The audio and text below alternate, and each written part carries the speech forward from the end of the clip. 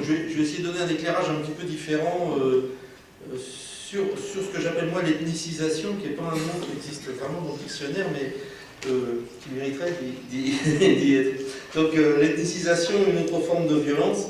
Alors moi, je suis travailleur social à côté de Paris, donc je pourrais parler de la répression spécifique dont sont victimes les Roms roumains et bulgares de France. Je peux parler des incroyables stratégies administratives inventées chaque jour pour empêcher de manière volontaire les ressortissants roumains et bulgares de pouvoir travailler en France, de s'installer en France. Je peux parler des droits de l'homme et mieux encore des droits de l'enfant dont on fait grand cas en France, qui s'arrêtent à la porte des campements où l'on se moque que des gamins aillent pieds nus dans la boue, s'habillent dans les poubelles ou dorment dans le froid. Je pourrais parler de tout cela, mais de tout cela, chacun de vous le connaît, le déplore et se bat à son niveau pour que cela change. Je préfère exposer ici une toute autre forme de discrimination dont sont victimes les Roms présents sur notre territoire et qui n'est pas le fait uniquement de la volonté de répression de nos dirigeants. Il s'agit de cette réalité fantasmée, positive ou négative, partagée par les citoyens, les politiques, les artistes, les ethnologues, les journalistes et les travailleurs sociaux, que les Roms forment un groupe ethnique qui aurait un fonctionnement homogène, qui s'expliquerait plus ou moins par une lointaine origine indo-pakistanaise et qui marquerait, en dépit des influences culturelles, des acculturations diverses et des déculturations successives, un peuple dont on déduirait une spécificité qui porte en elle, entre autres, la capacité génétique à l'intégration. Oh pardon, excusez-moi, je me crois tout seul. Je suis français.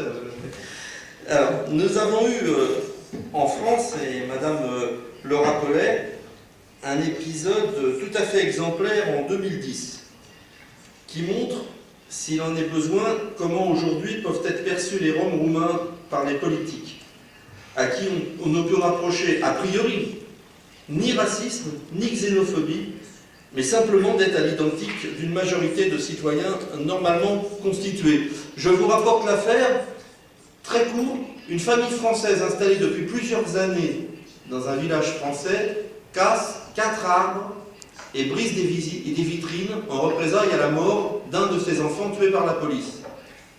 Le président de la République française déduit qu'il faut déloger des familles nouvellement immigrées qui vivent dans des terrains vagues en banlieue parisienne. Vous trouvez cette histoire stupide? Vous avez raison.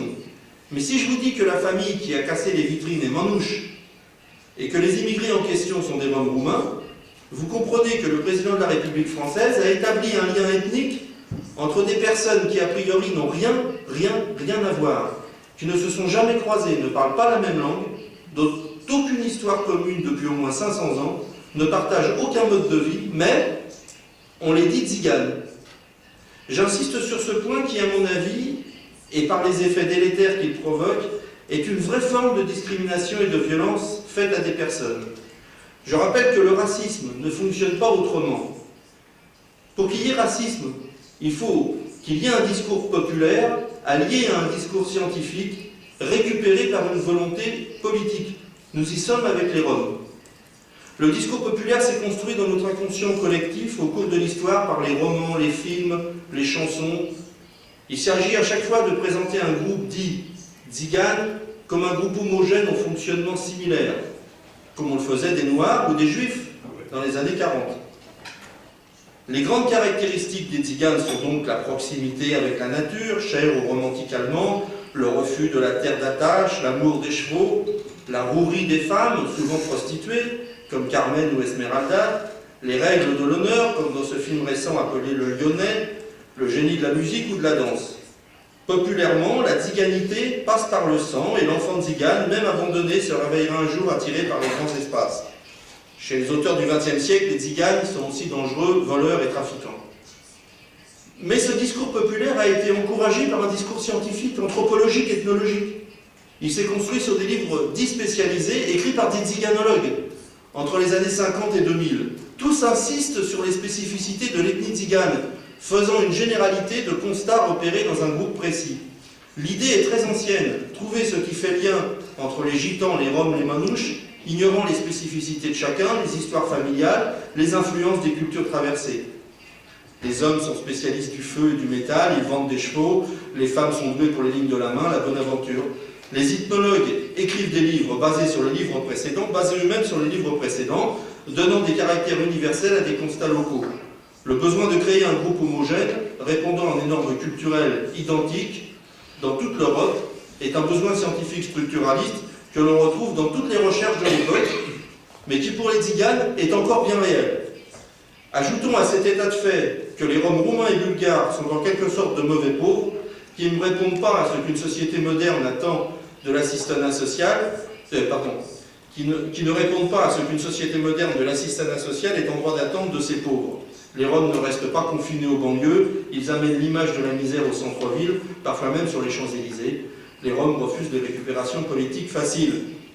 À partir de ce qui vient d'être dit, il n'était pas très compliqué aux politiques de choisir les Tziganes comme bouc émissaire des dysfonctionnements de la société. Il leur était facile de construire un discours basé sur une réalité populaire et sur une réalité ethnologique. Ils savaient qu'ils trouveraient de fait l'aval d'une grande partie de la population déjà acquise à cette cause. Mieux encore, les Tziganes ne font l'objet d'aucun garde-fou antiraciste à l'image des vigilances contre l'antisémitisme ou les racismes islamophobes. Là, rien. On peut taper tranquille. En France comme ailleurs, face à une crise inquiétante et durable, les Roms sont devenus la variable active d'un pouvoir aux abois. On ne peut guère agir pour l'amélioration de la vie de nos citoyens, montrons au moins que nous avons un pouvoir de répression actif. Ainsi, la violence populaire et historique anti-Rom a trouvé un appui symbolique du pouvoir, qui est une porte ouverte à tous les abus et tous les risques, car le pouvoir d'un politique n'est certainement pas d'exacerber les peurs populaires. L'impossibilité de considérer, pour toutes ces raisons, les Roms roumains et bulgares arrivés dans notre pays comme de simples immigrés économiques a créé une nouvelle forme d'étrangers, avec qui travailler normalement comme travailleurs sociaux est impossible. Les préfectures, les commissariats, les administrations ne regardent pas les Roms comme des Européens venus s'installer, mais comme des individus étranges, chargés d'une mythologie mystérieuse entre peur et fascination. Il faut alors ruser, mentir, se promener avec les textes de loi, les décrets, rappeler que le pays Rom n'existe pas et que les enfants Roms sont en gros des enfants comme les autres, dont la destinée n'est pas de faire la manche ou fouiller dans les poubelles, mais plutôt de s'amuser et d'aller à l'école. La plus grande violence faite aux Roms me paraît être spécifiquement cette catégorisation ethnique qui, je le rappelle, est strictement interdite en France pour des raisons historiques qu'il est inutile de rappeler ici. Personne ne s'étonne ainsi qu'une circulaire interne à la main-d'œuvre étrangère de mon département, la Seine-Saint-Denis, précise « roumain, sauf issu de camp Rom ». Notez la subtilité du texte. On ne dit pas Rome, mais issu de camp Rom. Je pose la question ici, comment se construit l'identité d'un enfant qui très probablement va rester en France lorsqu'il est victime d'une discrimination ethnique de ce type? Comment les enfants d'une classe peuvent-ils regarder le nouvel arrivant, petite fille ou petit garçon Rom, lorsqu'un tel racisme non condamné s'est mis en place de façon naturelle à tous les niveaux de la population jusqu'au sommet de l'État? J'avais été surpris, et je l'avais déclaré lors de ma première intervention dans ces mêmes murs, des intitulés même des ateliers de réflexion qui, somme toute, et à leur corps défendant, reprenaient ce que je viens de dénoncer. Les Roms et le cannabis, les Roms et la misère, les Roms et la tuberculose, la prostitution chez les Roms et la scolarité. J'ai bien compris que les projets fonctionnaient sur ces modes d'appellation spécifiques. Mais une simple observation suffit à comprendre qu'il n'y a pas de spécificité Rom, et que des ados Roms au cœur des cités réagissent comme les autres ados, que les familles Roms subissent les mêmes agressions de la vie que les autres pauvres autour d'eux, que les familles Roms se réfugient dans la peur de l'autre comme tous les étrangers ostracisés du monde, et qu'il serait nécessaire que le regard, toujours porté par une vision ethnocentrée, devienne simplement sociologique.